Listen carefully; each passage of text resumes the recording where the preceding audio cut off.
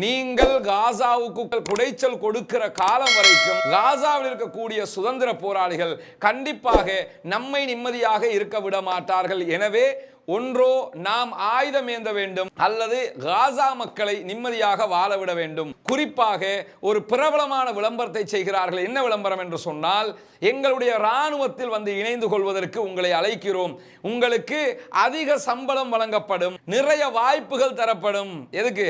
வந்து சாகிறதுக்கு. இன்றைக்கு இஸ்மாயில் ஹனியா திட்டவட்டமாக என்ன சொல்லிட்டாருன்னா, இடைநிறுத்த கதைக்கெல்லாம் வராத, வர்றதா இருந்தா யுத்த நிறுத்தம், மொத்தமா யுத்தம் நிறுத்தப்பட வேண்டும். நாங்க கேட்கிறது எங்களுக்கு தரப்பட வேண்டும். ஒரு 2 நாள்ல ஒரு பெரிய ஒரு அட்டெம்ப்ட் ஒன்று பண்ண போறாங்கன்னு சொன்னா, பெரிய ஒரு அட்டாக் பண்ண போறாங்கன்னு சொன்னா என்ன செய்வாங்கன்னா, 2 நாளைக்கு முன்னாடி இப்படி ஒரு வீடியோ போடுவாங்க. உங்களுக்கு தெரியும், ஒரு 10 நாட்களுக்கு முன்பதாக அந்த பெரிய ஆயுத கிடங்கினுடைய ஒரு வீடியோ ஒன்று ஒளிபரப்பினாங்க. ஒரு ட்ரோன்ல எடுக்கப்பட்ட ஒரு ஷாட் ஒன்றை காட்டினாங்க.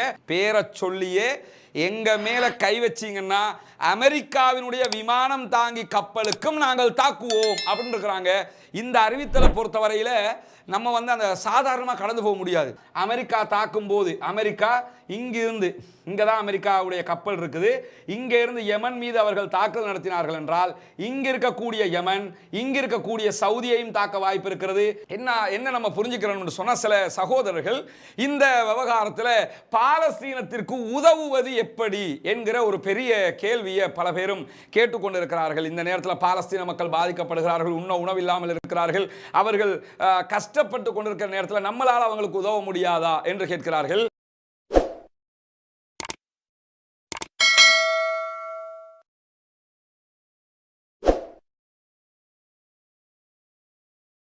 அஸ்ஸலாமு அலைக்கும் வரஹ்மத்துல்லாஹி வபரகாத்துஹு. அன்பிற்கினிய சகோதர சகோதரிகளே, தொடர்ந்து 75வது நாளாக இஸ்ரேலுடைய இன அழிப்பு யுத்தம் காசா ஸ்ட்ரிப் மீது கடுமையாக நடைபெற்று வரக்கூடிய நேரத்தில், காசா ஸ்ட்ரிப்ல இருக்கக்கூடிய பாலஸ்தீன சுதந்திர போராளிகள் அதற்கு ஈடு கொடுத்து 75 நாட்கள் இந்த யுத்தத்தை தொடர்ந்து கொண்டிருக்கிறார்கள். பாலஸ்தீன வரலாற்றிலே பாலஸ்தீனத்தை ஆக்கிரமித்திருக்கக்கூடிய இஸ்ரேல் 75 நாட்கள் அல்ல, 25 நாட்கள் கூட தொடர்ச்சியாக இப்படி ஒரு யுத்தத்தை அவர்கள் நடத்தியதில்லை. ஏன்னா யுத்தத்துக்கு வந்துட்டாலே இஸ்ரேல் ஜெயிச்சிருவாங்க, அதுக்கு பிறகு யுத்தம் நின்றுவிடும் என்கிற ஒரு நிலை இருந்தது. நமக்கு தெரியும், 6 இஸ்லாமிய அரபு நாடுகள் ஒன்றிணைந்து வெறும் 6 நாட்களில் 6 நாடுகளையுமே இஸ்ரேலிய இராணுவம் அடித்து துவம்சம் செய்தது. அதிலே லெபனான், அதே போன்று எகிப்து, சிரியா உள்ளிட்ட ஜோர்தான் உள்ளிட்ட பல நாடுகளும் சேர்ந்துதான் அந்த யுத்தத்தை செய்தார்கள். அந்த யுத்தத்தின் போதுதான் ஜோர்தான் தன்னுடைய நிலப்பரப்பை இழந்தது, எகிப்து தன்னுடைய சினாய் உள்ளிட்ட நிலப்பரப்புகளை இழந்தது, கோலான் குன்று பகுதிகளை இழந்தது, அதே போன்று சிரியா பல பகுதிகளை இழந்தது. இப்படி அரபு நாடுகள் எல்லாம் அவர்களிடத்தில் வெறும் 6 நாட்களில் தோற்று போன வரலாறு தான் இருந்து வந்தது. அந்த வரலாற்றை உடைத்தது மட்டுமல்லாமல் உலகத்தின் பல வரலாறுகளை உடைத்திருக்கிறார்கள் பாலஸ்தீன சுதந்திர போராளிகள். என்றால் அது மிகை அல்ல என்று சொல்லுகிற அளவுக்கு அவர்களுடைய வெற்றிக்கு மேல் வெற்றியாக மாறிக்கொண்டிருக்கிறது. அவர்கள் மிலிட்டரி ஓரில் ஜெயித்து கொண்டிருக்கிறார்கள், மீடியா ஓரில் ஜெயித்து கொண்டிருக்கிறார்கள், சைக்காலஜிக்கல் ஓரிலும் அவர்கள் ஜெயித்து கொண்டிருக்கிறார்கள் என்பதுதான் உண்மையும் யதார்த்தமும் கூட. அப்படியான நேரத்தில் இன்றைக்கு என்னவெல்லாம் நடந்திருக்கிறது, இஸ்ரேல் என்ன மாதிரியான நிலையில் இருக்கிறது என்கிறதை நாம் புரிந்து கொள்ள கடமைப்பட்டிருக்கிறோம். இஸ்ரேலுடைய மூத்த பத்திரிகையாளர் ஒருவர் ஜெருசலம் போஸ்ட் வழங்கி இருக்கக்கூடிய ஒரு பேட்டியிலே அவர் இஸ்ரேலிய மக்களுக்கு ஒரு செய்தியை சொல்லி இருக்கிறார். என்ன செய்தியை சொல்லி இருக்கிறார்னா, இனிமேல் நீங்கள் இஸ்ரேலில் வாழ வேண்டுமாக இருந்தால் நீங்கள் ஆயுதம் ஏந்துவதை தவிர வேறு வழி இல்லை.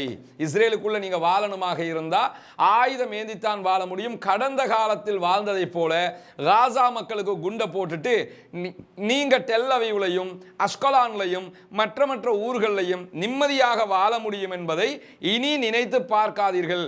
நீங்கள் காசாவுக்கு குடைச்சல் கொடுக்கிற காலம் வரைக்கும் காசாவில் இருக்கக்கூடிய சுதந்திர போராளிகள் கண்டிப்பாக நம்மை நிம்மதியாக இருக்க விட மாட்டார்கள். எனவே ஒன்றோ நாம் ஆயுதம் ஏந்த வேண்டும் அல்லது காசா மக்களை நிம்மதியாக வாழ விட வேண்டும் என்று சொல்லியிருக்கிறார். இதுல முதல் வாதத்தை பொறுத்தவரையில் ஆயுதம் ஏந்த வேண்டும் என்பதை பொறுத்தவரையில் இனிமே இஸ்ரேலியர்களால் அது முடியாது என்பது தற்போது நிரூபணமாகி கொண்டிருக்கிறது. காரணம் என்னன்னு கேட்டா, இப்ப இஸ்ரேல் ஒரு கவர்ச்சிகரமான விளம்பரத்தை செய்து கொண்டிருக்கிறார்கள். நீங்க இஸ்ரேலியுடைய ஊடகங்களிலேயே நீங்க அதை பார்க்க முடியும். அது சேனல் 12ஆக இருந்தாலும் சரி, சேனல் 13ஆக இருந்தாலும் சரி, ஹசாரத்தாக இருந்தாலும் சரி, அல்லது அவர்களுடைய இஸ்ரேலி டைம்ஸாக இருந்தாலும் சரி, என்ன ஒரு ஊடகமாக இருந்தாலும் அந்த ஊடகங்கள் எல்லாம் மேற்கு நாடுகளை நோக்கி குறிப்பாக ஒரு பிரபலமான விளம்பரத்தை செய்கிறார்கள். என்ன விளம்பரம் என்று சொன்னால், எங்களுடைய இராணுவத்தில் இணைந்து கொள்வதற்கு உங்களை அழைக்கிறோம், உங்களுக்கு அதிக சம்பளம் வழங்கப்படும், நிறைய வாய்ப்புகள் தரப்படும். எதுக்கு? சாகிறதுக்கு. என்னன்னா, எங்க ஆட்கள் செத்து செத்து எங்களால முடியலப்பா, சாகிறதுக்கு ஆள் தேவைப்படுது. காசாங்கிறது காசா இல்லாத ஒரு கபிரிஸ்தானம் அது, எனவே அங்க போய் சாகிறதுக்கு ஆள் வேணும் என்று சொல்லி விளம்பரம் கொடுத்து இருக்கிறார்கள். அந்த விளம்பரத்தை கண்டு சில பேர் சேர்ந்தும் கொண்டிருக்கிறார்கள் என்கிற செய்திகளும் தற்போது வெளியாகிருக்கிறது. குறிப்பாக உக்ரைனில் இருக்கக்கூடியவங்க, உக்ரைனை சேர்ந்த யூதர்கள் படையெடுத்து கொண்டிருக்கிறார்கள் என்கிற செய்திகளும் தற்போது வெளியாகி இருக்கிறது. ஏன்னு கேட்டா, உக்ரைனில் தற்போது யுத்தம் நடந்து கொண்டிருக்கிறது. அங்க ரஷ்யா கடுமையான தாக்குதல்களை நடத்தி கொண்டிருக்கிறார்கள். அந்த தாக்குதல்களில் தொழில்களை இழந்தவர்கள், அங்க உள்நாட்டு தொழிலின்மை பெரிய பிரச்சனை எல்லாம் உண்டாக்கிட்டு இருக்கிறதுனால அதற்காக வேண்டி பேசாம இங்க போய் உழைச்சு குடும்பத்தை காப்பாற்றுவோம்ங்கிற நிலையில கூட அவர்கள் கொண்டிருக்கக்கூடிய காட்சிகளை நம்ம பார்க்க முடியும். இப்போ இப்படியான ஒரு நேரத்தில் ஒரு விவகாரத்தை மனதில் எப்பொழுதும் நினைத்துக் கொள்ளுங்கள்.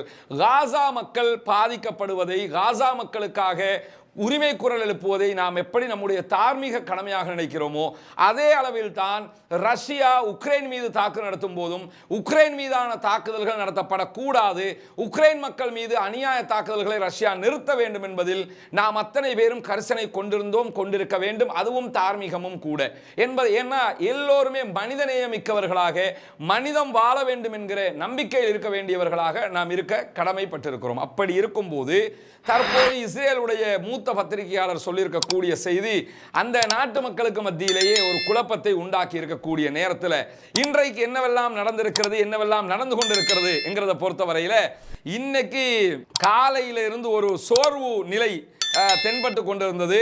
அந்த சோர்வு நிலை தற்போது உடைத்து எரியப்பட்டிருக்கிறது. காரணம் என்னன்னு கேட்டா, காலையில் இருந்து கான் யூனிஸ் பகுதிகளில் கடுமையான இராணுவத்தை குவிச்சு கடுமையான மிக பாரிய அளவில் உண்டான ஒரு தாக்குதல்களை எல்லாம் இஸ்ரேல் நடத்தி கொண்டிருந்தார்கள். அப்படி நடத்தி கொண்டிருக்கிற நேரத்தில் தான் இன்னைக்கு ஈவினிங்ல இருந்து என்ன நடந்திருக்கிறதுங்கிறத பார்க்கும்போது சரவெடியாக திரும்பவும் ஹமாஸும் கஸ்ஸாமும் மீண்டும் தாக்க ஆரம்பித்திருக்கிறார்கள் ஒருபுறம். இதே நேரத்தில் அடுத்த பகுதியாக அல் குதுஸ் படையணி அவர்களுடைய பங்குக்கு வச்சு செஞ்சுக்கிட்டு இருக்கிறாங்க. இன்னொரு பக்கமாக நம்ம பார்த்தோம்னு சொன்னா ஹிஸ்புல்லாக்கள் அவர்களுடைய தாக்குதல் பட்டியல் நீண்டு கொண்டே போகிறது. புர்கான சகட்டுமேனிக்கு அடித்து தொலைக்கிறோம் என்கிற வகையில் தாறுமாறாக புர்கான ஏவுகணைகளை அவர்கள் வீசிக்கொண்டிருக்கிறார்கள். அதே மாதிரி பார்த்தோம்னு சொன்னா சரி, ஹூதிகள் என்ன செய்யறாங்க, அந்த பக்கம் அவங்களுக்கு பெரிய சிக்கல் ஒன்று வந்துகிட்டு இருக்குது, அதனால இந்த பக்கத்தை மறந்துட்டாங்களான்னு பார்த்தா அதெல்லாம் மறக்கல. அந்த பகுதியிலையும் எதிர்கொள்கிறார்கள். இந்த பக்கமாக இஸ்ரேல் மீது அவர்கள் கடுமையான ஏவுகணை தாக்குதல்களை 2020 கிலோமீட்டர்களுக்கும் அப்பால் நடத்தி கொண்டிருக்கிறார்கள் என்பது நிதர்சனமாகி கொண்டிருக்கக்கூடிய நேரத்தில் இன்றைக்கு ஒரு முக்கியமான சர்ச்சை உருவாகி இருக்கிறது. என்னன்னு கேட்டா, இன்னைக்கு நமக்கு தெரியும், ஈவினிங் நம்ம போட்ட வீடியோவில் சொல்லியிருந்தோம், இஸ்மாயில் ஹனியா ஹமாஸினுடைய முக்கிய தலைவர்களில் ஒருவர், தலைவரும் கூட, அவர் என்ன செஞ்சிருந்தார் சொன்னா இன்றைக்கு எகிப்துக்கு போயிருந்தாரு. இந்த சமாதான பேச்சுவார்த்தை, அடுத்த கட்ட பேச்சுவார்த்தைகளை நடத்துவதற்காக எகிப்துக்கு போயிருந்தாரு. ஏற்கனவே கத்தார் பிரதம மந்திரியோடு மொசாதுடைய தலைவரும் அமெரிக்காவினுடைய CIA தலைவரும் ஒரு பேச்சுவார்த்தையை நடத்தி இருக்கிறார்கள். இந்த எப்படியாவது ஒரு யுத்த நிறுத்தம் கொண்டு வர வேண்டும் என்பதற்கு அவர்கள் முயற்சி செய்து கொண்டிருக்கக்கூடிய நேரத்தில் திரும்ப நெத்தன்யாகு என்ன சொல்றாருன்னு கேட்டா, இது யுத்த நிறுத்தம் அல்ல, யுத்த இடைநிறுத்தம், இது ஒரு சீஸ்ஃபயர், தற்காலிக யுத்த இடைநிறுத்தம் அப்படின்னு சொல்லி கொண்டிருக்கும் போது இன்றைக்கு இஸ்மாயில் ஹனியா திட்டவட்டமாக என்ன சொல்லிட்டாருன்னா, இடைநிறுத்த கதைக்கெல்லாம் வராத. வர்றதா இருந்தா யுத்த நிறுத்தம், மொத்தமா யுத்தம் நிறுத்தப்பட வேண்டும். நாங்க கேட்கிறது எங்களுக்கு தரப்பட வேண்டும். வெஸ்ட் பேங்க்ல இருந்து ஜெருசலத்துல இருந்து, ஏன்னா இது அக்ஸா ஃப்ளட்னு சொல்லியிருக்கிறாங்க. இது வந்து ஆபரேஷன் அக்ஸா. அக்ஸா இருக்கக்கூடிய ஜெருசலம், வெஸ்ட் பேங்க் அந்த பகுதிகளில் இருந்து காசா வரைக்கும் சுதந்திர தேசம், அனைத்தும் ஒருங்கிணைந்த பாலஸ்தீனம். எங்க விவகாரத்தில் மூக்க மட்டுமில்லை, விரலை கூட நுழைக்க வரக்கூடாது பார்த்துக்க அப்படின்னு சொல்லி அவர் காட்டமாக இன்றைக்கு எகிப்தில் இருந்து தெரிவித்திருக்கக்கூடிய நிலையில இஸ்ரேலுடைய ஜனாதிபதி என்ன செஞ்சிருக்கிறார்னு கேட்டா, இஸ்ரேல் பிரதமர் நெத்தன்யாகு பைத்தியம் பிடிச்ச பூனை மாதிரி சுத்திக்கிட்டு இருக்கிறாப்ல. அப்படி இருக்கும்போது இப்ப இஸ்ரேலுடைய ஜனாதிபதி என்ன செஞ்சிருக்கிறாங்கன்னு கேட்டா, அவர் ஒரு செய்தியை சொல்லியிருக்கிறாரு. நாங்க வந்து போர் இடைநிறுத்தத்துக்கு நாங்க எப்பயும் தயாராக இருக்கிறோம்னு சொல்லி அவரும் சொல்லியிருக்கிறாரு. அவன் வந்து பைத்தியம் முடிச்ச பூனை மாதிரி சுத்துவான்னா, இந்த ஆள் சாராயம் குடிச்ச கழுத மாதிரி பேசிக்கிட்டு இருப்பாப்ல. ரெண்டுமே அப்படித்தான். இவங்க ரெண்டு பேருமே மைக்குக்கு முன்னாடினா மூளை ஆஃப் ஆகிற அளவுக்கு அவ்வளவு கிறுக்குத்தனத்துகளை பண்ணக்கூடிய ஒரு ஆட்கள் நவீன காலத்தில்.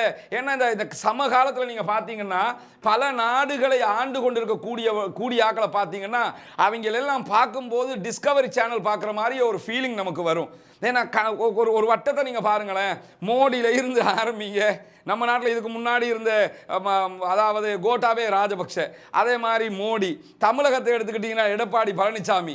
இப்படி ஒரு லிஸ்ட்டை நீங்க பாருங்க. வடகொரியாவில் கிம் உன் ஜுங் இருக்கிறாப்புல, அமெரிக்காவில் இருந்த ட்ரம்பாக இருக்கலாம், இப்போ இருக்கிற அதிபராக இருக்கலாம்.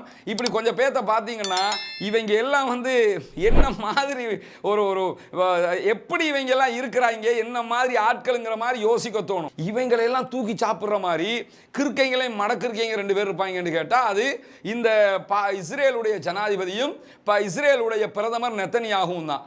இந்த ரெண்டு பேருமே நாங்க இடைநிறுத்த கதையை ஏன் பேசுறாங்கன்னு கேட்டா, யுத்த நிறுத்தம் என்று வந்துட்டா தோல்வியுண்டாய். அந்த தோல்வியை மறைக்கிறதுக்காகத்தான் இதெல்லாம் செய்கிறாங்க. ஆனால் மறைக்க முடியாத ராஜாங்கிற மாதிரி என்ன ஆகுதுன்னு கேட்டால், தாக்கத்திற்கு மேல் தாக்கம் அவர்களுக்கு வந்து கொண்டிருக்கக்கூடிய நேரத்தில் என்ன நம்ம புரிஞ்சுக்கிறோம்னு சொன்னால், சில சகோதரர்கள் இந்த விவகாரத்தில் பாலஸ்தீனத்திற்கு உதவுவது எப்படி என்கிற ஒரு பெரிய கேள்வியை பல பேரும் கேட்டுக்கொண்டிருக்கிறார்கள். இந்த நேரத்தில் பாலஸ்தீன மக்கள் பாதிக்கப்படுகிறார்கள், உணவில்லாமல் இருக்கிறார்கள், அவர்கள் கஷ்டப்பட்டு கொண்டிருக்கிற நேரத்தில் நம்மளால் அவங்களுக்கு உதவ முடியாதா என்று கேட்கிறார்கள். என்னை பொறுத்தவரையில் தற்போதைய நிலையில அவர்களுக்கு நாம் எவ்விதமான உதவிகளையும் நம்மால் செய்ய முடியாத. காரணம் என்னன்னு கேட்டா, அது ஒரு இறுக்கமான நிலையாக இருக்கு. ரஃபா பார்டர்ல இருந்து எகிப்தினுடைய அனுமதியோடு அரசாங்கங்கள் தான் முன்னின்று சில உதவிகளை அனுப்பி கொண்டிருக்கிறார்கள். குறிப்பாக கத்தாருடைய 28 விமானங்களில் அனுப்பப்பட்ட பல 1000 டன் கணக்கான உணவுகளும் மருந்துகளும் அங்கே தேங்கி நிற்கிறது. அதையே உள்ள கொண்டு போய்க்க முடியாமல் இருக்கிறாங்க. ஒரு நாளைக்கு 100 ட்ரக் தான் உள்ள போய் கொண்டிருக்கு. அதே மாதிரி மற்ற நாடுகளும் பலவிதமான உதவிகளை சவுதி அனுப்பியிருக்கிறாங்க, குவைத் அனுப்பியிருக்கிறாங்க, டர்க்கி அனுப்பியிருக்கிறாங்க. பல நாடுகளும் இப்படி உதவிகளை அனுப்பி கொண்டுதான் இருக்கிறார்கள். நாடுகள் அனுப்புகிற உதவிகளே உள்ள போக முடியாத ஒரு நேரத்தில் நம்மவர்களுக்கு எந்த விதமான உதவிகளையும் தற்போதைய நிலையை செய்வதால் எந்த பலனும் கிடைக்கப் போவதில்லை. குறிப்பாக நன்றாக ஒன்றை புரிந்து கொள்ளுங்கள், எந்த ஒரு ஆர்கனைசேஷன் வழியாகவும் இந்த உதவிகளை செய்வதற்கு முனைந்து விடாதீர்கள். காரணம், அவர்களுக்கு சரியாக போய் சேர்வதற்கான சரியான இடத்தின் வழியாகத்தான் நாம் செய்ய முடியும். ஒவ்வொரு நாட்டிலையும் பாலஸ்தீனத்திற்கான தூதுவர் ஆலயங்கள் இருக்கிறது. இப்போ தூதுவர் ஆலயம் இல்லாத நாடுகளிலையும் அந்த தூதுவர் ஆலயங்களை தொடர்பு கொள்வதற்கான அரசாங்கத்தின் ஊடாகவே தொடர்பு கொள்வதற்கான வழிகளை வைத்திருப்பார்கள். அந்த வழிகளில் தான் நம்ம செய்யும் போது அது போய் சேர்றது கரெக்டாக போய் சேருமே தவிர, இல்லாவிட்டால் கண்டிப்பாக அந்த மக்களுக்கு போய் சேருவதை உறுதிப்படுத்த முடியாது என்பதை மனதிலே வைத்துக் கொள்ளுங்கள். இரண்டாவது விவகாரம் என்னன்னு கேட்டால், சில சகோதரர்கள் என்ன கேட்குறாங்கன்னா, அவன் தான் ஆயுதத்தையும் சாப்பாட்டையும் அவனுடைய ராணுவத்துக்கு ஃப்ளைட்ல போய் போட்டுக்கிட்டு இருக்கிறானே, நம்ம அரபு நாடுகள் யாரும் அப்படி செய்ய மாட்டாங்களான்னா, செய்யலையே, செஞ்சா நல்லதுதான், செய்ய மாட்டேங்கிறாங்களே, அந்த தைரியம் அவங்களுக்கு வர மாட்டேங்குதே. எடுத்துக்கிட்டு போய் உள்ள போய் உணவையோ எதையோ போடுறதுக்கு ஏன் பயப்படுறாங்கன்னு கேட்டால், போனால் சுட்டு தள்ளிட்டாங்கன்னு சொன்னால் என்ன ஆயிரும்னு சொன்னால் 2 நாடுகளுக்கு இடையிலான சண்டையாக அது மாறிடும். நமக்கு எதுக்கு வம்ப, இஸ்ரேலோட போய் நம்ம ஏன் முட்டிக்கிறணும் என்று சொல்லி அந்த பயத்திலையும் அச்சத்திலையும் தான் ஒதுங்கி நிற்கிறாங்களே தவிர, ராஜதந்திர உறவுகள் எல்லாம் பாதிக்கப்பட்டுமென்னெல்லாம் பலவிதமான வியாக்கியானங்கள் சொல்லுவாங்க. செஞ்சானெல்லாம் செய்யாமல் இருக்கிறாங்க. எனவே அந்த வாய்ப்பும் அவர்களுக்கு இல்லாமல் இருக்கிறது. வறுமையிலே அவர்கள் மரணிக்கிற ஒரு இக்கட்டான சூழ்நிலைக்கு அந்த மக்கள் தள்ளப்பட்டு கொண்டிருக்கும் போது, அப்படியான நேரத்திலும் இந்த யுத்தத்தை முன்னின்று அங்கிருக்கக்கூடிய சகோதரர்கள் நடத்தி கொண்டிருக்கிறார்கள் என்பது ஆச்சரியத்திலும் ஆச்சரியமாக இருக்கிறது. இன்றைக்கு ஹமாஸுடைய தளபதிகளில் ஒருவர் பிரஸ் டிவிக்கு வழங்கி இருக்கக்கூடிய பேட்டியில் என்ன சொல்றார் என்று சொன்னா, நாங்க எங்களுடைய உணவுகளை நாங்கள் பிடித்து வைத்திருக்கிற பணைய கைதிகளுக்கு கொடுத்து அவர்களோடு தூங்கி அவர்களோடு இருந்து அவர்களை மகிழ்ச்சியாக நாங்கள் வைத்துக் கொண்டிருக்கிறோம். ஆனால் எங்களுடைய மக்களை கைது செய்துவிட்டு அவர்களுக்கு அநியாயம் இழைத்துக் கொண்டிருக்கிறது இஸ்ரேலிய ராணுவம்.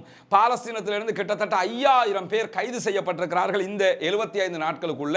இந்த 5000த்துக்கு மேற்பட்டவர்கள் கைது செய்யப்பட்டிருக்கிறார்கள். இவர்கள் மீது மிளகாய் பொடிகளை தூவுவது, இவர்களை நிர்வாணப்படுத்துவது, இவர்கள் மீது அதாவது அடக்குமுறைகளையும் அக்கிரமத்தையும் கட்டவிழ்த்து விடுவது என்று எண்ணிலடங்காத அநியாயங்களை அவர்கள் செய்து கொண்டிருக்கிறார்கள் என்பதை அரபு ஊடகங்கள் அல்ல, இன்றைக்கு பிபிசி உள்ளிட்ட பல ஊடகங்களே அந்த செய்திகளை வெளிப்படுத்திக் கொண்டிருக்கிறது. அவ்வளவு அநியாயம் நடந்து கொண்டிருக்கும் போதும் தாங்கள் கைது செய்து கொண்டு சென்றிருக்கக்கூடிய மக்களுக்கு அவர்கள் நியாயமாக நடந்து கொண்டிருக்கிறார்கள். ஏனென்றால் அவர்கள் நியாயத்தை செய்யக்கூடியவர்கள், இந்த மார்க்கத்தின் கட்டளைகளை ஏற்று நடக்கக்கூடியவர்கள் என்கிற அடிப்படையில் அந்த விவகாரங்களையும் அவர்கள் செய்து கொண்டிருக்கும் போது, இன்றைக்கு இப்ப சற்று முன்னால் நம்ம சொல்லியிருந்தோம் ஏற்கனவே ஈவினிங் பேசிய வீடியோவில், அதாவது ஹமாஸினுடைய கஸ்ஸாம் பிரிகேடினுடைய கமாண்டர் முகமது சம்பந்தமாக சொல்லியிருந்தோம். இவரை சம்பந்தமாக ரொம்ப தேடிக்கிட்டு இருக்கிறாங்க, எங்க இவர் இருக்கிறார் என்ன ஏதுன்னு தேடிக்கிட்டு இருக்கும்போது இன்றைக்கு இஸ்ரேல் என்ன செஞ்சிருக்குன்னு கேட்டா, முகமது சம்பந்தமான ஒரு வீடியோ எங்களுக்கு கிடைச்சிருக்குன்னு அவர்களுடைய இஸ்ரேலில் இருக்கக்கூடிய ஊடகம், அதாவது சேனல் 12 ஒரு செய்தியை வெளியிட்டிருக்கிறாங்க. அதில் அவங்க என்ன சொல்றாங்கன்னு கேட்டா, இந்த காசாவில் யுத்தம் நடக்குதா இல்லையா, இதில் என்ன செய்கிறாங்களாம்னு கேட்டால் நாய்களை விட்டுருக்குறாங்க. இந்த யுத்தத்துக்கு நடுவில் நாய்களை வச்சிருக்கிறாங்க. அது நீங்கள் கூட 2 நாளைக்கு முன்னாடி சில பேர் பார்த்துருப்பீங்க, நாய்களை அந்த யுத்தத்தில் செத்த காட்சிகள் எல்லாம் காட்டியிருந்தார்கள். அந்த நாயில் ஒரு நாயை ஹமாஸ் தரப்பு ஷூட் பண்ணி இருந்த காட்சியும் காட்டியிருந்தாங்க. அப்போ பார்க்கும்போது என்னடா நாயை கூட காப்பாற்றினவங்க இங்கே நாயை ஷூட் பண்ணிருக்கிறாங்களே இந்த மாதிரி தோணும். அந்த நாயை காப்பாற்றியதற்கும் இந்த நாயை ஷூட் பண்ணதுக்கும் காரணம் இருக்குது. காரணம் என்னன்னு கேட்டால், இந்த நாய் அங்கே மோப்பம் பிடிக்கிறதுக்காக அனுப்பப்பட்ட நாய் கிடையாது. இந்த நாய் எதுக்கு அனுப்பப்படுதுன்னு கேட்டால், அந்த நாயினுடைய உடம்புல கேமராவை செட் பண்ணியிருக்கிறாங்க. 360 டிகிரியில அதை ரெக்கார்ட் பண்ண ஆட்களை நாயை விட்டு முடிய நாய் என்ன செய்யும்னா எல்லா இடத்துக்கும் தெரிஞ்சு ரெக்கார்ட் பண்ணிக்கிட்டு இருக்குது. அதை வச்சு உளவு பார்க்கறதுக்கு அனுப்பினாங்க. எங்க இருக்குது பங்கர்களுக்குள்ள எல்லாம் நாய் அனுப்பிடலாம் இல்ல, அந்த நாய் செத்து கிடந்ததே பங்கருக்குள்ள தான். போன இடத்துல ஆளை போட்டு தள்ளி இருந்தாங்க, நாயை பங்கருக்குள்ள அனுப்பியிருந்தாங்க. அப்ப என்ன அந்த உள்ள போய் முடிய அந்த கேமராவில் ஆள் இருக்கிறாரா இல்லையா எங்க இருக்கிறாருன்னு பார்த்து தாக்குறதுக்கு நாய் அனுப்புவாங்க. அதே மாதிரி என்னன்னு கேட்டா, அந்த கழுகை பயன்படுத்துறாங்க. இஸ்ரேலிய மொசாத் என்ன செய்யறாங்கன்னு கேட்டா, இஸ்ரேலிய ராணுவம் என்ன செய்யறாங்கன்னு கேட்டா, இந்த கழுகை பயன்படுத்துறாங்க. கழுகுல கேமராவை செட் பண்ணி பறக்க விடுவாங்க. பறக்க விட்டு பார்ப்பாங்க எங்க எல்லாம் ரிட்டர்ன் போய்கிட்டு இருக்கான் பாருங்க, பெரிய பெரிய ட்ரோன் வச்சுக்கிட்டு இருக்கிறவன் ரிட்டர்ன் போய்கிட்டு இருக்கிறான். இப்படி எல்லாம் பார்த்தாங்க. இதுல என்ன நம்ம கவனிக்கணும்னா, முகம்மதை எங்க இவங்க பார்த்துருக்கிறாங்கன்னு சொல்றாங்கன்னு சொன்னா, நாயில 360 டிகிரி கேமரா அனுப்பியதில் முகம்மது அவர்கள் பங்கருக்குள்ள இருக்கிறாங்க என்கிறத நாங்க அவதானிச்சோம் அப்படின்னு இருக்கிறாங்க. ஆனாலும் என்ன சொல்றாங்கன்னா, அவரு நாங்க எதிர்பார்த்த மாதிரி அவரு அந்த நொண்டிக்கிட்டு முடியாம அப்படி இருக்கிற மாதிரி தெரியல. ரொம்ப ஸ்டெடியா, ரொம்ப கெத்தாக, ரொம்ப உடல் தேக ஆரோக்கியத்தோட முகமது அவங்க இருக்கிறது தெரியுதுன்னு சொல்லி இன்றைக்கு அவங்களே சொல்லியிருக்கிறாங்க. ஈவினிங் என்ன சொல்லிக்கிட்டு இருந்தாங்கன்னு சொன்னா, அவர் உடம்பு முடியாமல் போயிட்டாரு, கால் இல்லாமல் இருக்கிறாரு, கை இல்லாமல் இருக்கிறாருன்னு இருந்தாங்க. இன்னைக்கு அவருடைய அசாரத் உள்ளிட்ட பல ஊடகங்கள் என்ன சொல்றாங்கன்னு கேட்டால், அவர் தேக ஆரோக்கியத்தோட நல்லா இருக்கிற மாதிரி இருக்குதுன்னு சொல்லி ஜெருசலம் போஸ்டும் இந்த செய்தியை போட்டுக்கிற காட்சியை நீங்க பார்க்க முடியும். இப்படி சொல்லி இருக்கிறாங்க. இந்த நாய்களை அனுப்பி நாய் வேலை பார்க்குற வேலையும் செஞ்சாங்கன்னா செஞ்சு பார்த்தாங்க. அதுவும் அவங்களால பெரிய அளவில் சாத்தியப்படல. சரி, நாயை அனுப்பினிய அதுல எத்தனை கஸ்ஸாம் சகோதரர்களை கொண்டுட்டீங்க, எத்தனை அல்குதுஸ் சகோதரர்களை கொண்டுட்டீங்கன்னு தேடி பார்த்தா அதுவும் இல்லைங்கிற ஒரு நிலை இருக்குது. காரணம் என்ன, அவங்களால அது முடியலைங்கிறத நம்ம புரிஞ்சுக்கிறோம். இப்போ மிகப்பெரிய ஒரு பிரச்சனையாக மாறி இருப்பது இந்த ஹூதிகளை பற்றி பார்க்க முன்னாடி ஒரு வீடியோவை பாருங்க. அந்த வீடியோ இப்ப சுட சுட ஹமாஸ் வெளியிட்டிருக்கக்கூடிய வீடியோ அது.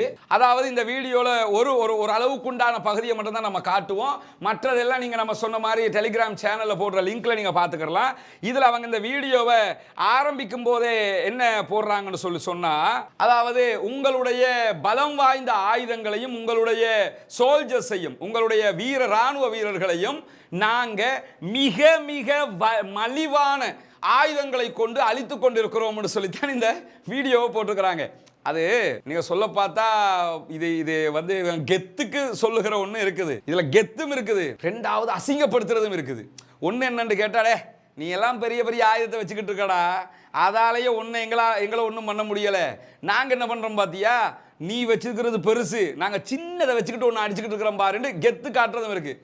ரெண்டாவது என்ன சொல்ல வர்றாங்கன்னா, அவ்வளோ பெருசாக வச்சுக்கிட்டு இருந்து உன்னால் ஒன்றும் கிழிக்க முடியலை, ஒரு தலைமுடியை கூட பிடிங்க முடியலை, நாங்கள் என்னெல்லாம் செஞ்சுக்கிட்டு இருக்கிறோம் தெரியுமாங்கிறதுக்காக இந்த வீடியோவை போட்டுக்கிறாங்க.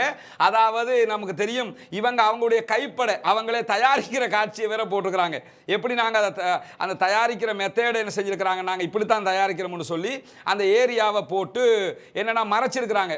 சுற்றி வர கவனிச்சிங்கன்னு சொன்னால் அவங்க என்ன செஞ்சுருப்பாங்கன்னு கேட்டால் அந்த தயாரிக்கிற இடத்த வந்து மறைச்சிருக்கிறாங்க. மறைச்சிட்டு தான் அந்த வீடியோ பண்ணியிருக்கிறாங்கன்னா அது பங்கருக்குள்ளே செய்கிறாங்களா வேற எங்கேயும் செய்கிறாங்களாங்கிறத நம்மளால் அடையாளப்படுத்த முடியாது. செஞ்சதுக்கு பிறகு அவங்களுடைய சோல்ஜர்ஸ் வர்றாங்க. இப்போ வந்து என்ன செய்வாங்கன்னு கேட்டால் இப்படி இருந்து அவங்க அந்த அதுக்குரிய பயிற்சிகள் எடுக்கிற மாதிரியான அந்த வீடியோ தான் வெளியிடப்பட்டிருக்கிறது. இப்படி வீடியோ வெளியிடப்பட்டிருக்கக்கூடிய நேரத்தில் அந்த வீடியோவை முழுமையாக இன்ஷால்லா டெலிகிராம் சேனலில் போடும்போது அதில் நீங்கள் பார்த்துக்கிறீங்க. அந்த வீடியோவில் என்னென்னு கேட்டால் அந்த சோல்ஜர்ஸ் வந்து தாக்குதலுக்குரிய பயிற்சிகள் எடுக்கிற அந்த காட்சிகள் முழுமையாக படமாக்கப்பட்டு என்ன போட்டுக்கிறாங்கன்னா, இப்படித்தான் இந்த மாதிரி வெப்பன்ஸை வச்சுக்கிட்டு தான் உங்காக்களை போட்டு தள்ளிக்கிட்டு இருக்கிறோம், காத்துக்கிட்டு இருக்கீங்க, இன்னும் நிறைய பேர் போறீங்க என்று சொல்லி ஒரு வார்னிங் கொடுத்துருக்காங்க.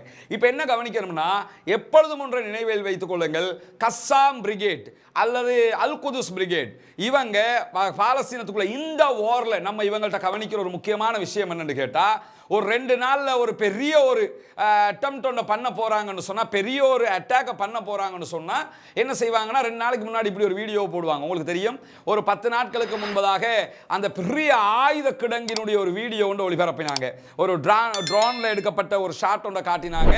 கீழே அப்படி தரை மாதிரியே இருக்கும், ஒரு புடவை திறந்து வரும், அதுக்குள்ள நிறைய நூற்றுக்கணக்கான ஏவுகணைகளை போட்டு நாங்கள் வந்து டெல் அவிவை தீ வைப்போம் அப்படின்னு சொல்லி போட்டிருந்தாங்க. டெல் அவிவ் பத்தி எரியும்னாங்க. நேற்று பார்த்தோமா, பத்தி எரிஞ்சுதா, அங்கே எடுக்கிறதுக்கு ஒன்றும் கிடையாது. இன்னைக்கு அல் ஜசீரா என்ன சொல்றாங்கன்னு கேட்டால், டெல் அவிவின் பல பகுதிகள் தீக்கிரையாக்கப்பட்டு கிடக்கிறது அப்படிங்கிறாங்க. டெல் அவிவ்ல இப்போ அந்த ஏவுகணைகளுடைய சிதிலங்களை புறக்கி எடுக்கிற அளவுக்கு அடிச்சு துவம்சம் பண்ணியிருக்கிறாங்க. நம்ம எண்ணினதே 100க்கு மேலே, நம்மளே 100க்கு மேலே என்றோம்னா அப்போ எத்தனை அடிச்சிருப்பாங்கன்னு யோசிச்சு பாருங்க. அவங்க ஏற்கனவே போட்டு காட்டிட்டு தான் அடிக்கிறாங்க. இப்போ நாங்கள் இப்படித்தான் தாக்குறோம் சொல்லி வெளிப்படையாகவே ஒரு வீடியோவை வெளியிட்டு இருக்கிறார்கள். இப்போ வெளியிட்டுட்டாங்கன்னா இன்னும் ஒரு 2 நாள்லையோ 3 நாள்லையோ 5 நாள்லையோ 10 நாள்லையோ மிகப்பெரிய ஒரு அட்டாக் நடக்க போகுது என்கிறதுக்கான ஒரு முன்னோட்டமாகவும் அது இருக்க வாய்ப்பு இருக்கிறது. அல்லாஹு ஆலம். ஏன்னு கேட்டால் இப்போ அன்னைக்கு ஏவுகணையை காட்டினாங்க. ஏவுகணை சொன்ன மாதிரி 2 நாள் நேத்தெல்லாம் வந்து ஏவுகணை தாக்கல் சருன்னு கடுமையான ஏவுகணை தாக்கல் நடத்து. ஆனால் இன்னைக்கு அவங்க ஏவுகணையை காட்டலை. இன்னைக்கு நேரடியாக போய் ஃபேஸ் டு ஃபேஸ் வார் பண்ணுகிற காட்சியை தான் காட்டுறாங்க. எனவே சில நேரங்களில் ஒரு முழு படையாக வெளியில வர போறாங்களா, வட்ட பண்ணி சுத்தி வளைச்சு அடிக்க போறாங்களாங்கிறது தெரியல. அது அவங்களுடைய திட்டத்தில் இருக்குது. என்ன திட்டம் வச்சிருக்கிறாங்கிறத நம்ம வந்து எடுத்து சொல்றது மட்டும்தான். நடந்து முடிஞ்சது பிறகு நடந்துச்சுன்னு சொல்ல முடியுமில்ல. இன்ஷால்லா வந்ததுக்கு பிறகு அதையும் சொல்லுவோம். இப்படியான ஒரு பரபரப்பான வீடியோ வெளியாக இருக்கக்கூடிய நேரத்தில் என்ன ஆகுதுன்னு கேட்டா, ஹூதிகள் என்ன செய்கிறாங்கங்கிற செய்தி ஒரு முக்கியமான செய்தியாக இருக்கிறது. இன்றைக்கு ஹூதிகளை பற்றி வந்திருக்கக்கூடிய மிக முக்கியமான ஒரு செய்தி என்னன்னா, அதாவது ஹூதிகள், அதாவது யமனுடைய வடக்கு பகுதிகளில் ஹூதிகள் ஆட்சேர்ப்பு நடவடிக்கையில் ஈடுபடுகிறார்கள் என்கிற ஒரு அறிவித்தல் வந்திருக்கிறது. அதை நமக்கு 100% உறுதிப்படுத்த முடியலை. அதையும் புரிஞ்சுக்கிறங்க. இது 100% கரெக்டான செய்தி அல்ல. சில நேரங்கள் இதை நாளை அன்னையாகும் போது நம்ம 100% உறுதிப்படுத்த வாய்ப்பு இருக்கிறது. ஆனால் இன்றைக்கு வந்திருக்கக்கூடிய செய்தி என்னன்னு கேட்டால், யமனுடைய வடக்கு பகுதிகளில் ஆட்சேர்ப்பு செய்கிறாங்க. அமெரிக்காவோட யுத்தத்துக்கு இல்ல. இப்ப அமெரிக்காவுடைய போர்க்கப்பல் வந்திருக்குல்ல, அந்த அமெரிக்காவோட யுத்தம் பண்றதுக்காக எல்லாம் ஆள் சேர்க்கல, அல்லது வேற இதுக்கு நம்ம அடுத்து யுத்தம் இருக்குது வாங்க ஏவுகணை வீசுறதுக்கு ஆள் தேவைன்னு சேர்க்கல. அவங்க எதுக்காக சேர்க்கிறதாக அறிவிச்சிருக்கிறாங்கன்னு சொன்னா, அந்த அறிவித்தல் எப்படி வந்திருக்குதுன்னு கேட்டா, காசாவுல இஸ்ரேலுக்கு எதிராக போர் முனையில் நின்று போராடுவதற்கு ஆள் சேர்க்கிறோம் அப்படின்னு சொல்லி அறிவித்திருக்கிறார்கள். ஆனா ஒன்ன கவனிச்சுக்கிறங்க, எந்த இடத்திலையுமே ஹமாஸ் வெளியில இருந்து நீங்க வாங்க வந்து எங்களுக்காக உள்நாட்டுக்குள்ள போராடுங்க என்று ஹமாஸ் எங்கும் அழைத்ததும் இல்லை, அழைப்பதும் இல்லை. அவர்களுடைய ரூல்லையும் அது கிடையாது. ஏன்னா அதனால தான் அவங்க உள்நாட்டு சுதந்திர போராளிகளாக இருக்கிறாங்க. உலகத்துல எந்த நாட்டிலையுமே ஹமாஸ் போய் ஏதாவது ஒரு தாக்குதல் நடத்தி இருக்கிறாங்களான்னு சொன்னா அப்படி தாக்குதல்களையும் அவர்கள் வெளிநாடுகளில் தீவிரவாத பணிகளிலும் அவர்கள் ஈடுபடுவதில்லை. ஆனா இப்ப ஹூதிகள் என்ன செய்யறாங்கன்னு கேட்டா, இண்டிவிஜுவலாக, இது ஹமாஸ் அழைக்கிற ஒரு விஷயமும் அல்ல, மற்ற அங்க இருக்கக்கூடிய பாலஸ்தீன போராளிகள் அழைச்ச ஒரு விஷயமும் அல்ல, இவங்களை இண்டிவிஜுவலாக நாங்க காசாவுக்கு போக போறோம்ங்கிற ஒரு அறிவித்தலை சொல்லி இருக்கிறதாக இன்றைக்கு தகவல் வெளியாகி இருக்கிறது. இது 100% உறுதிப்படுத்தப்பட்ட தகவல் அல்ல. இது நாளை மறுநாள் ஆகும் போது உறுதிப்படுத்தப்படுவதற்கான வாய்ப்புகள் நிறைய இருக்குது. எது எப்படி போனாலும் காசாவுக்கு இவங்க எப்படி போவாங்கங்கிற ஒரு கேள்வியும் இல்லாமல் இல்லை. ஏன்னு கேட்டா, அந்த மேப்ல நீங்க பாத்தீங்கன்னு சொன்னா, இந்த மேப் அடிப்படையில் நீங்க பாத்தீங்கன்னு சொன்னா, இதுதான் யமன். இந்த பகுதி யமனுடைய பகுதி. இது யமன் இங்க இருக்குது. இது ஓமான். இதுவரைக்கும் உள்ள பகுதி இதுவரைக்கும் உள்ள பகுதி ஓமான். இந்த இருக்குது ஓமான். இதே நேரத்தில் இந்த பகுதிகள் முழுவதுமாக UAE. இதெல்லாம் UAE, யுனைடெட் அரபு எமிரேட்ஸ் வருவாங்க, ஐக்கிய அரபு ராச்சியம். இது பஹ்ரைனுடைய பகுதி. இது பெர்ஷியன் கல்ஃப், பாரசீக வளைகுடா இங்க தான் இருக்கிறது. பாரசீக வளைகுடா இது ஃபுல்லா. இதே நேரத்தில் குவைத் இங்க இருக்குது. இதுக்கு மேல இந்த இருக்கு சவுதி அரேபியா இங்க இருக்குது. இது சவுதியினுடைய அபுஹா, இந்த ஏரியாவில் மதீனா, இதெல்லாம் இருக்கக்கூடிய நகரங்கள். இது அப்படியே கடலோர நகரங்களாக இருக்கும். இதுக்கு மேல ஈராக் இருக்குது. இந்த ஏரியாவில் ஈராக் இருக்கு. இப்ப என்ன கேள்வி வருதுன்னு கேட்டா, ஜோர்தான் இங்க இருக்குது பாருங்க, இஸ்ரேல் இங்க இருக்குது. இப்ப நடக்கக்கூடிய இந்த பகுதியெல்லாம் ஈஜிப்ட் இங்க இருக்குது. ஈஜிப்டினுடைய பகுதிகள், மற்ற சூடான், மற்ற எரிட்ரியா மாதிரி நாடுகள் எல்லாம் இங்கிட்ட இருக்கிறாங்க. இப்ப நமக்கே உள்ள ஒரு கேள்வி என்னன்னு கேட்டா, இந்த பகுதி தான் அந்த ரெட் சி இருக்குது. ரெட் சி இப்படியே வருவாங்க. இது பாபல் மந்தப். இப்ப சண்டை நடக்கக்கூடிய இடம் இதுதான். அமெரிக்க கப்பல் இங்க தான் நின்று கொண்டிருக்கு. இப்ப இவங்க ஒரு வாதத்துக்கு தங்களுடைய படையை எடுத்துக்கொண்டு போய் சண்டை பிடிப்பதாக இருந்தால், அதாவது பாலஸ்தீனத்துக்கு ஆதரவாக நேரடி யுத்தத்தில் பங்கெடுப்பதற்கான வாய்ப்புகள் இருப்பதாக அவர்கள் சொல்லுகிற அதே நேரத்தில், அப்படி அவங்க நேரடி யுத்தத்துக்கு போவதாக இருந்தால் எப்படி போவாங்கன்னா, போறதா இருந்தால் ஒன்றோ அவர்கள் கடல் வழியாக, கடல் மார்க்கமாக போக வேண்டும், ரெட் சீல போய் சேர வேண்டி இருக்கிறது. அது எந்த அளவு தூரம் சாத்தியம் என்கிற ஒரு கேள்வி இருக்கிறது. இல்லாவிட்டால் அவர்கள் இந்த தரை மார்க்கமாக போய் ஈஜிப்ட் வழியாக அவர்களே அறிந்து கொண்ட ஹமாஸுடைய சுரங்கப்பாதை வழியாக உள்ளே நுழைவதற்கு வாய்ப்பு இருக்கிறது. அப்படி போனா போகணும். இல்லைன்னு சொன்னா இங்க யமன் இருக்குது. யமன்ல இருந்து இந்த பகுதியால், ஏன்னா அவங்களுக்கு சவுதிக்குள்ள போய் அந்த வேலையை செய்யறதுக்கு சாத்தியம் இல்லை. எனவே அவங்க ஓமான் வழியாக போகணும். ஓமான் வழியாக போனாலும் யுனைடெட் அரபு எமிரேட்ஸ் சிக்குவாங்க அந்த இடத்துல. ஏன்னு கேட்டா சவுதி கூட அவங்களுக்கு பரவாயில்லை, UAE ஒப்பிடும்போது. எனவே இந்த வழியாக போறதுக்கு வாய்ப்பு கம்மி. எப்படி பார்த்தாலும் அவங்க போறதாக இருந்தா தரை வழியாக ஒன்றோ இந்த பகுதியால போகணும். அவர்கள் தரை வழியாக போறதா இருந்தா ஒன்றோ இந்த வழியாக ஏதோ ஒரு வகையில ஈஜிப்டுக்கு அவங்க போகணும். இல்லைன்னு சொன்னா இங்க இருக்கக்கூடிய யமன்ல இருந்து சவுதியினுடைய ஏதாவது ஒரு வழியை பயன்படுத்தி குவைத்தை தாண்டி ஈராக்குள்ள அவங்க நுழையணும். ஈராக்ல இருந்து ஜோர்தான் போகணும். ஜோர்தான்ல இருந்து அவங்க போறதாக இருந்தா போகணும். இது எந்த அளவு சாத்தியம்ங்கிறது நமக்கு தெரியல. வெளிப்படையாக தெரிந்த இந்த மேப்பை வச்சு பார்க்கும்போது இது எந்த அளவு தூரம் சாத்தியம் என்பதை யோசிக்க வேண்டியிருக்குது. இல்லாவிட்டால் கடல் மார்க்கமாக போகணும். கடல் மார்க்கமாக போனாலும் அவங்க இங்க எங்கேயாவது ஒரு இடத்துல ஹமாஸினுடைய ஒரு சுரங்கப்பாதை வழியாக உள்நுழைய வேண்டி இருக்கும்.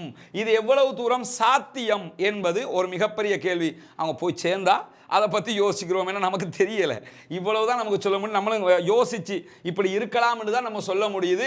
இப்படி ஒரு அறிவிப்பை இன்றைக்கு யமன்ல இருக்கக்கூடிய ஹூதிகள் சொல்லி இருப்பதாக சில ஊடகங்கள் சொல்லி கொண்டிருக்கிறது. அது 100% அப்படி இருக்கிறதா, அவங்க போறாங்களாங்கிறத 2-3 நாள்ல நமக்கு உறுதிப்படுத்தி விடலாம். இது வரைக்கும் இவ்வளவுன்னு சொல்லி இதை புரிஞ்சுக்கிறங்க. இப்படி இருக்கும்போது தான் என்ன ஆகுதுன்னு கேட்டா, இந்த ரெட் சீயை பாதுகாக்கிறதுக்காக வேண்டி, இந்த கடற்பரப்பை பாதுகாக்கிறதுக்காக வேண்டி ஒரு குழு அமைச்சிருக்கிறாங்களா இல்லையா?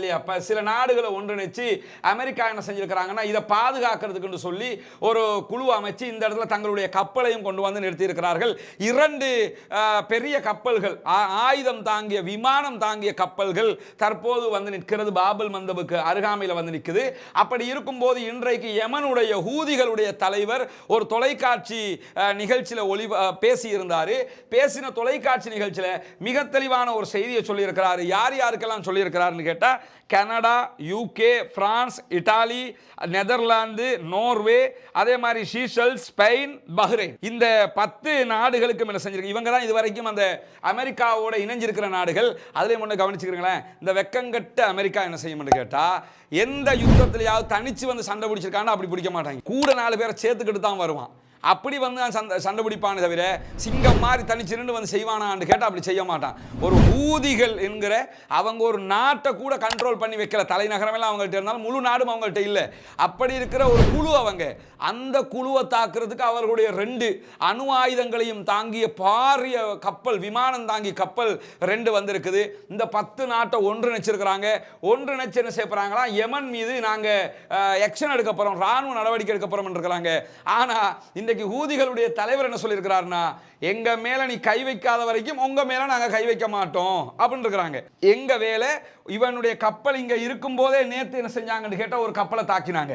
எங்களுடைய வேலை உன் கப்பல் இருந்தாலும் இல்லாட்டியும் இங்க இருந்து இந்த ரெட் சீ இருக்குல்ல, இதுக்குள்ள உள்ள வந்து இங்க போகிற வரைக்கும் எங்கெல்லாம் எந்த கப்பல் வருதோ, இஸ்ரேலுக்கு சப்போர்ட்டாக கப்பல் வந்தாலும், இஸ்ரேல் கப்பலாக இருந்தாலும், இஸ்ரேல் துறைமுகத்தில் நிற்கிற கப்பலாக இருந்தாலும் கன்ஃபார்மா அடிப்போம் அப்படின்னு சொல்லி இருக்கிறாங்க. அமெரிக்காவுடைய கப்பல் வரும்போது அவங்க அடிச்சிருக்கிறாங்க.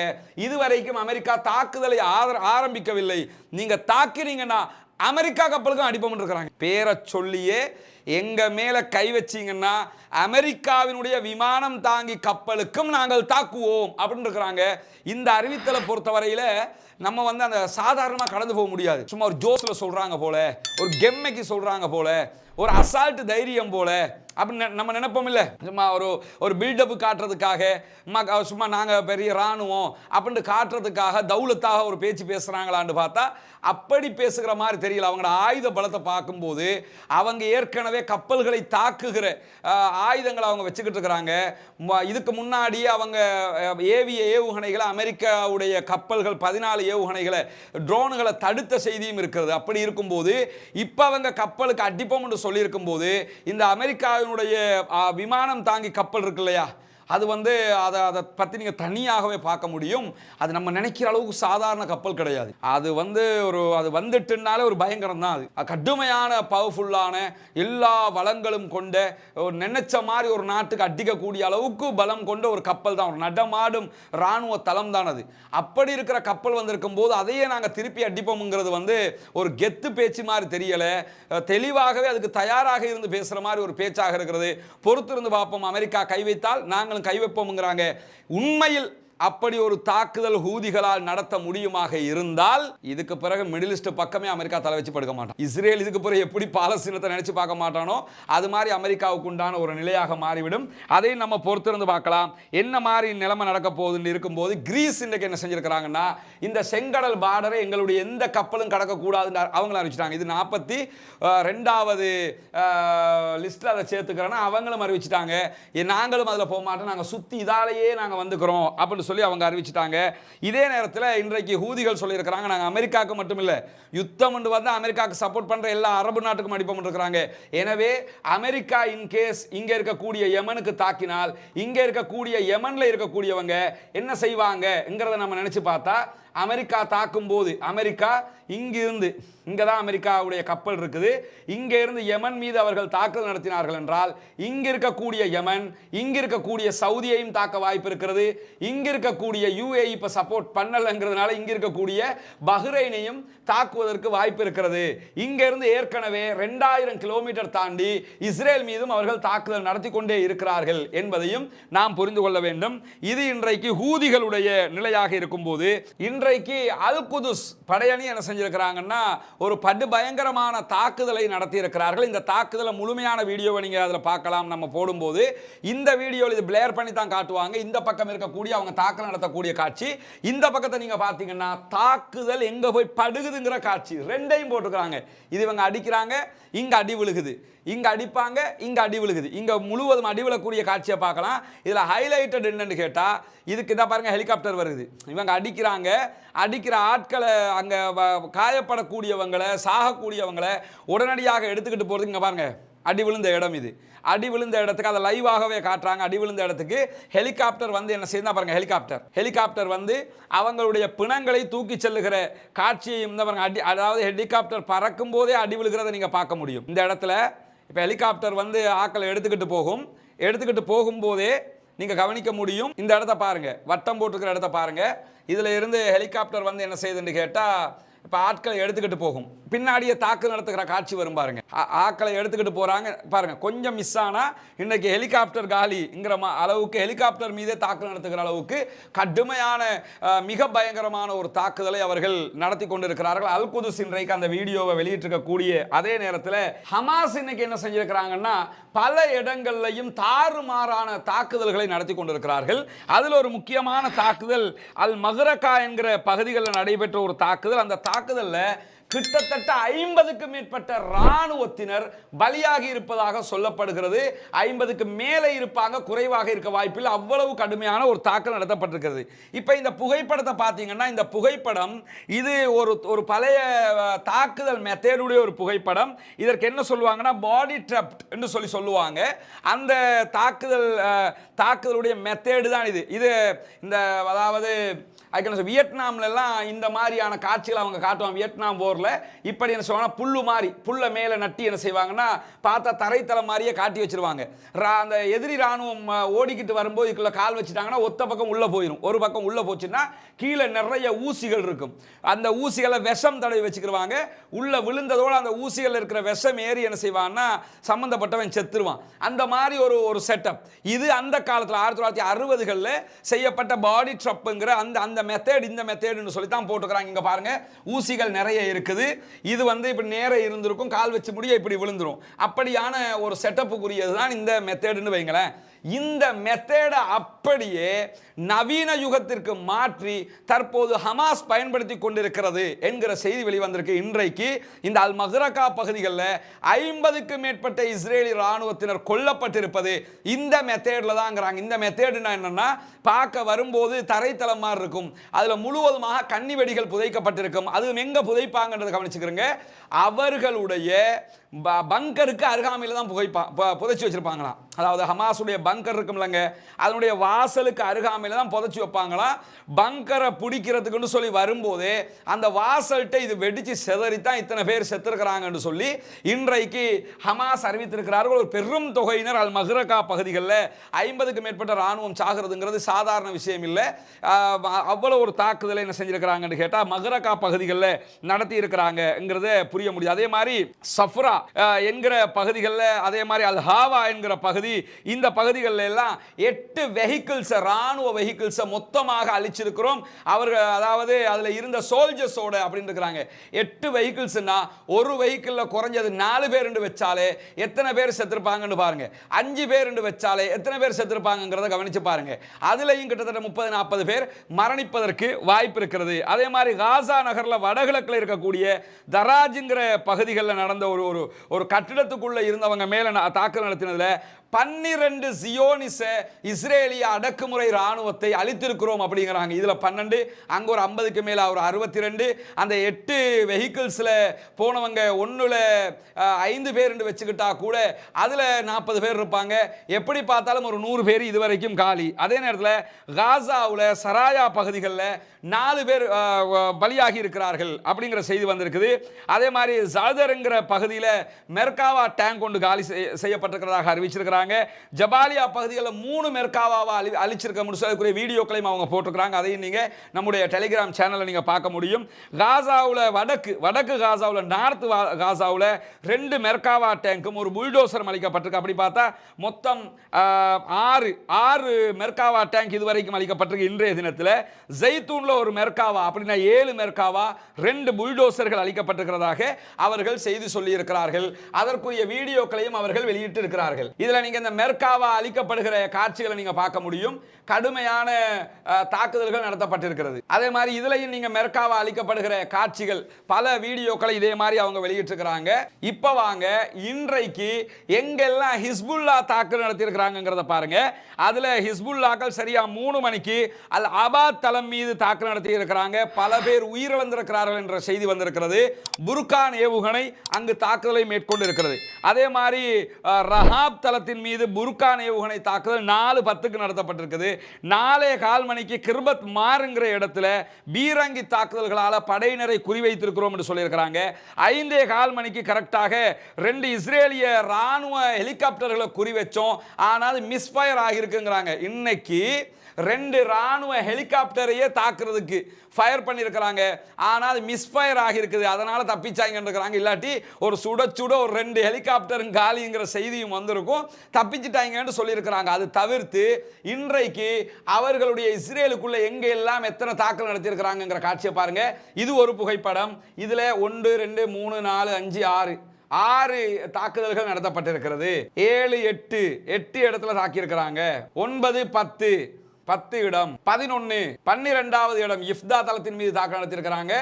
13வது இடம், 14 15 16 17 18 19 20 இடத்துல இன்றைக்கு இஸ்ரேலுக்கு உள்ள நடத்தப்பட்ட தாக்குதல்களுடைய அந்த காட்சிகளும் இன்றைக்கு வெளியாகி இருக்கிறது. இதெல்லாம் இஸ்ரேலுக்குள்ள, அதாவது அந்த பார்டர் கிடையாது. என்ன பார்டர்? லெபனானுடைய பார்டர் கிடையாது. அதை தாண்டி இஸ்ரேலுக்கு உள்ளேயே தாக்குதல் நடத்தக்கூடிய காட்சிகள் தான் இதுவும் வெளியாக இருக்கிறது. இப்படி அதாவது படு பயங்கரமான நிறைய தாக்குதல்களை என்ன செஞ்சிருக்கிறாங்கன்னா இன்றைக்கு ஹிஸ்புல்லாக்களும் நடத்தி இருக்கக்கூடிய நிலையில இவ்வளவு சம்பவங்கள் இன்றைக்கும் நடந்திருக்கிறது. பொறுத்திருந்து பார்ப்போம். சமாதான பேச்சுவார்த்தைகள் நடத்த ஆரம்பித்திருக்கிறார்கள். நிரந்தர சமாதானம் வர வேண்டும் என்பதில் ஹமாஸ் குறியாக இருக்கிறார்கள். தற்காலிக ஒரு சமாதானத்தை கொண்டு வந்து மானத்தை காப்பாற்றிக் கொள்ளணுங்கிறதுல இஸ்ரேல் குறியாக இருக்கிறாங்க. எது எப்படி போனாலும் அங்கு மரணிக்கிற மக்களுடைய உயிர்கள் காப்பாற்றப்பட வேண்டும். அந்த மக்களுக்கு சுதந்திரம் கிடைக்க வேண்டும். அந்த மக்கள் நிம்மதியாக வாழ வேண்டும். நிம்மதி பெருமிச்சோடு சுதந்திர பாலஸ்தீனம் கிடைத்து அவர்கள் வாழ வேண்டும் என்பதற்காகத்தான் உலகம் முழுவதும் ஜனநாயக ரீதியில் அதற்கான போராட்டங்கள் முன்னெடுப்புகள் நடைபெற்று வருகிறது. எனவே அந்த முன்னெடுப்புகள் மிகச்சிறப்பாக நடைபெற்று வரக்கூடிய நேரத்தில் தற்போது சுதந்திர பாலஸ்தீனத்திற்கான கோரிக்கைகள் பேச்சுக்கள் எல்லாம் எழுந்திருக்கக்கூடிய நேரத்தில் அல்லாஹு தாலா அவர்களுக்கு வெற்றியை கொடுக்க வேண்டும். சுதந்திர பாலஸ்தீனம் மிளிர வேண்டும். அந்த மக்கள் நிம்மதியாக வாழ வேண்டும் என்பதற்காக அல்லாஹ்விடத்திலே அனுதினமும் நீங்கள் பிரார்த்தனை செய்யுங்கள். அதே நேரத்தில் வல்ல ரஹ்மான் அத்தனை பேருக்கும் அருள் புரிய வேண்டும். ஜனநாயக ரீதியில் நம்மால் எவ்வளவு முடியுமோ அவ்வளவு தூரம் அந்த மக்களுக்காக ஜனநாயக ரீதியிலான முன்னெடுப்புகளை நாம் செய்ய வேண்டும். தீவிரவாதம் ஒழிய வேண்டும். ஜனநாயகம் மிளிர வேண்டும். பயங்கரவாதம், குறிப்பாக இஸ்ரேலுடைய அரச பயங்கரவாதம் இல்லாமலாகி சுதந்திர பாலஸ்தீனம் மிளிர்வதற்கு வல்ல ரஹ்மான் அருள் புரிய வேண்டும் என்கிற பிரார்த்தனைகளோடு நம்முடைய சேனலை சப்ஸ்கிரைப் பண்ணாத சகோதரர்கள் பண்ணிக்கிறங்க. உடனடியாக உங்களுக்கு இந்த செய்திகள் வந்து இன்ஷா அல்லாஹ் நாளைய தினம் முதல் இன்ஷா அல்லாஹ் நாளை முதல் அல்லது நாளை மறுநாள் முதல், நாளைக்கு அல்லது நாளை மறுநாள் முதல் உமர் ரலியல்லாஹு அன்ஹு அவர்களுடைய உண்மை வரலாற்று நிகழ்வுகளை நம்ம வந்து ஒரு தொகுப்பாகவே ஒவ்வொரு நாளும் ஒரு 20 நிமிடங்கள் வீதம் ஒரு நாள் விட்டு ஒரு நாளாக அதை ஒளிபரப்புவதற்கு முயற்சி செய்து கொண்டிருக்கிறோம். இன்ஷா அல்லாஹ் அந்த வரலாறுகளையும் நம்ம உங்களுக்கு தர இருக்கிறோம். காரணம் என்னன்னா, இந்த பாலஸ்தீன சம்பவங்கள் நடக்கும்போது உமர் ரலியல்லாஹு அன்ஹுடைய வரலாறு தற்போதைய நிலையில நாம் தெரிந்து கொள்வது மிக மிக அவசியமானது. அந்த வரலாறையும் தொடர்ந்து பாருங்கள். உண்மையான செய்திகளை தெரிந்து கொள்ள ஆர்வப்படுங்கள். சத்தியமான உண்மையான செய்திகள் கண்டிப்பாக நாம் தெரிந்து வைத்திருக்க வேண்டியிருக்கிறது. உமர் ரலியல்லாஹு அன்ஹு அவர்களுடைய ஆட்சி இந்த உலகத்தில் அனைவராலும் போற்றப்படக்கூடிய ஒரு ஆட்சி. அது எப்படியெல்லாம் இருந்தது, இன்னும் சொல்ல போனால் உலகத்திற்கே நிர்வாக செட்டப்பை கொடுத்தவங்க உமர் ரலியல்லாஹு அன்ஹுங்கிறதுல யாருக்கும் எவ்வித மாற்று கருத்தும் இருக்க முடியாது. ஒரு அரசாங்கம் எப்படி இருக்க வேண்டும், அரசாங்கத்தின் சட்டதிட்டங்கள் எப்படி இருக்க வேண்டும், அரசாங்கத்தினுடைய நிர்வாக செட்டப் செட்டப் எப்படி இருக்கணுங்க, அந்த நிர்வாக செட்டப்பை ஒரு முறைப்படுத்தி கொண்டு வந்து ஆட்சியில் சேர்த்த ஒரு ஆட்சியாளர் உமர் இப்னு அல்-கத்தாப் ரலியல்லாஹு அன்ஹு அவர்கள், இஸ்லாத்தினுடைய இரண்டாவது மிகப்பெரிய கலீஃபா. அவருடைய வரலாற்றையும் தொடர்ந்து தவறாமல் பாருங்கள் என்கிற கோரிக்கையோடு முடித்துக் கொள்கிறேன். வாஹிர் தவானா அல்ஹம்துலில்லாஹி ரப்பில் ஆலமீன்.